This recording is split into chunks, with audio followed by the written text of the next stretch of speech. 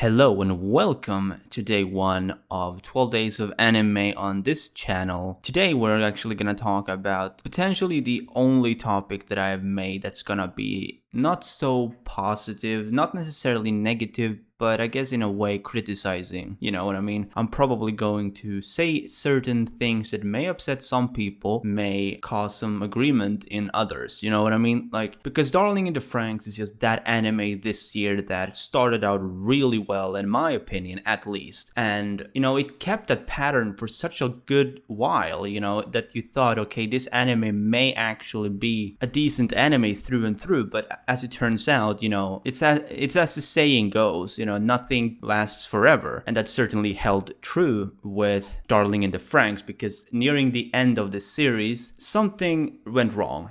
Something went horribly wrong, in my opinion. Remember that, like, everything I'm gonna say in this video is very subjective, and while I know a lot of people agree with me, it is certainly something that, you know, what I'm saying aren't facts. It's very important to know that. But let me go into why this anime started out well and just what went wrong exactly, for those who may be confused or haven't seen Darling in the Franxx and may just have no idea what I'm talking about. So at the beginning of the series, I went into this anime thinking that it was gonna be, you know, your typical mech anime where, you know, they're just gonna go into robots fighting whatever enemy that they have. A lot of people were calling this anime like a ripoff of Evangelion. So obviously, before going into this anime, I had certain expectations, I guess you could call it. Now, I haven't seen Evangelion, of course, but the fact that they said it was a ripoff kind of made me feel like this is not going to be anything original. And to some extent, it's not. I mean, it's not the most original anime you're going to find, I'm sorry to say, but still, it wasn't that bad, actually. Like, because of the fact that I haven't seen Evangelion, of course, I probably wasn't as critical as some people, but I really liked at the beginning of the series when we actually just see each character grow. You know, we get to see the romantic relationships grow and develop. We get to see just how the world is being presented in this show, because that is something that really caught my attention. You know, the way that the world was being presented, how they were all living in domes essentially, and the outside world was just nothing that they knew about, especially not the kids that the show is about. I mean, the adults probably knew to some extent what the outside world looked like,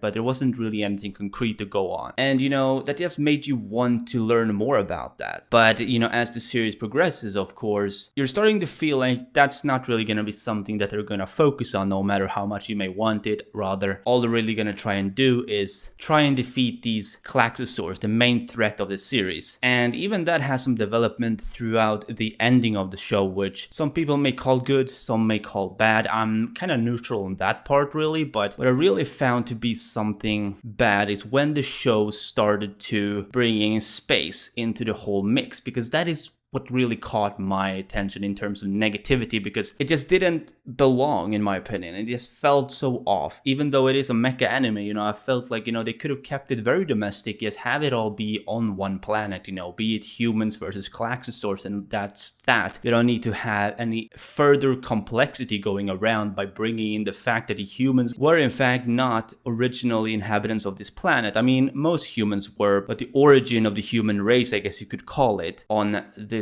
Earth didn't belong on the planet, essentially. And they were just invaders who had brought the Klaxosaurs to the bottom, because now they're living underground and all that kind of stuff, you know. So that's really something that bugged me. But the very ending, like the very final episode, that's when things really cracked. Like, that's when I just went, no, I cannot deal with this. I mean, I did watch the final episode because, you know, I figured I may as well finish it, but let's just say I wasn't enjoying that episode at all, and it was because they made 02 and Hiro, which are the main characters, the main male protagonist and the main female protagonist, they made them into essentially gods on some level, you know, because they managed to turn two ordinary kids. Well, 02 could not be so ordinary when you think about it, but let's assume we're considering them to be like humans, right? And they somehow transform into this super transformer looking thing, which quite frankly, you know, I don't know.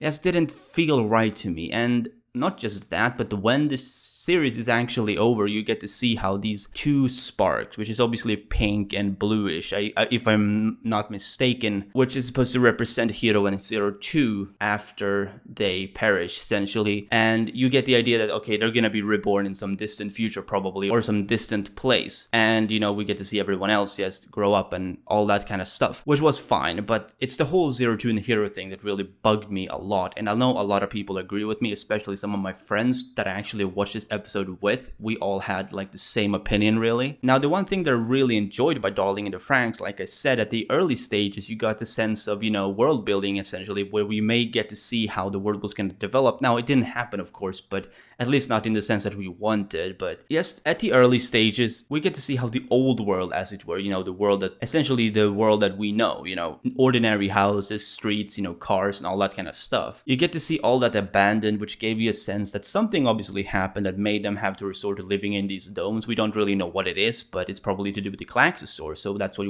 why you're led to believe that the Klaxosaurs are the main threat, but it turns out they're not, okay? Another thing that I really enjoyed, and this is probably my main thing that I liked about this show, especially sort of in the middle of this show, you know, not really at the very early stages, not at the very end, of course, but sort of in the middle, you get a really good balance of this romantic clusterfuck, as I'd like to call it, where, you know, there's a really complex love circle going around. You know, Hero likes Zero Two, Ichigo likes Hero, Goro likes Ichigo, and the circle kind of just continues, which I guess makes for a pretty good slice of life element in a sense, because that's really what Darling in the Franxx was to me. You know, all the slice of life elements that it had were the good parts, and everything else wasn't really quite as good. And I think that's where the show really flopped, because it's not a slice of life show. It's really not. It's a mech anime. It's an action-based anime with, of course, some other elements to it, like romance and all that kind of stuff. But the only elements that would really over the top were the slice of life sort of elements and genres that you had. And it's a shame, really, because the anime started out really well and it just peaked around the center and then it nosedived into oblivion. Anyway, that's been day 1 of 12 days of anime. I hope you liked this. I'd love to know what you think down below in the comments. You know, what did you think about Darling in the Franxx if you watched it? If you haven't seen it, well, a piece of advice, don't. And as always, if you did, be sure to Detroit smash that like button if you enjoyed and subscribe if you haven't done so already. This has been Chaotic Plus, and don't miss day 2 of 12 days of anime tomorrow.